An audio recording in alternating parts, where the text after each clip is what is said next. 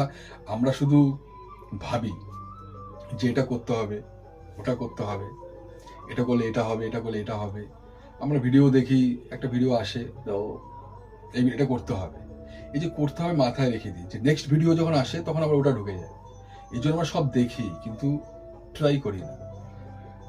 Try this, colour পড়ুন, আর এই রং পড়লে পরে আপনার জীবন বদলে যাবে। একদম সঠিক, ট্রাই করেই দেখুন না, শুধু রং।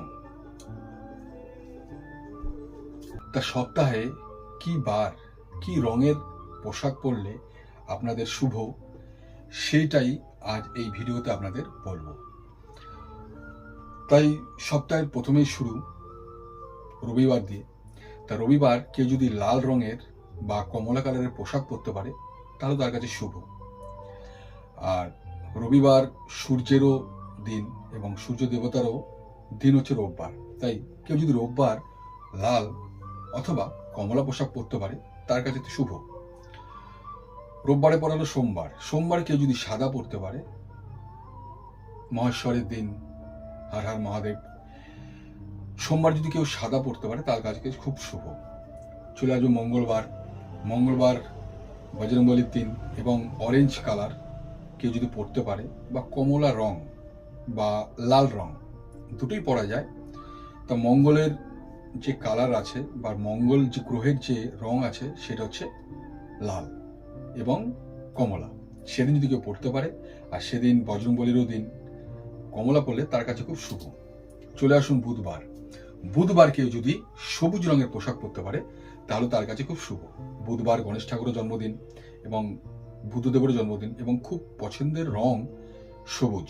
তাই বুধবার কেউ যদি সবুজ পরতে পারে, শুধু রং না, যে কোনো জিনিস যত ইউজ করতে পারবেন তার কাছে সেটা শুভ। বৃহস্পতিবার, বৃহস্পতিবার হচ্ছে মা লক্ষ্মীর দিন, আর খুব লক্ষ্মী ঠাকুরের খুব পছন্দের রং হলুদ রং। কেউ যদি বৃহস্পতিবার হলুদ রঙের পোশাক পরতে পারে তাহলে তার কাছে খুব শুভ। চলে আসুন শুক্রবার, শুক্রবার ধূসর এবং শুক্রবার পিঙ্ক কালার বা রেড কালার বা হোয়াইট কালার বা সাদা কালার পরা যায়। 4টে কালার পরতে পারবেন শুক্রবার। আর শুক্রবার লালও পরতে পারবেন আপনি। আদিশক্তি মা সন্তোষী মারও জন্মদিন, জন্মবার, এবং তাদের খুব পছন্দের আদিশক্তির রং খুব পছন্দের হচ্ছে লাল এবং শক্তির কালার।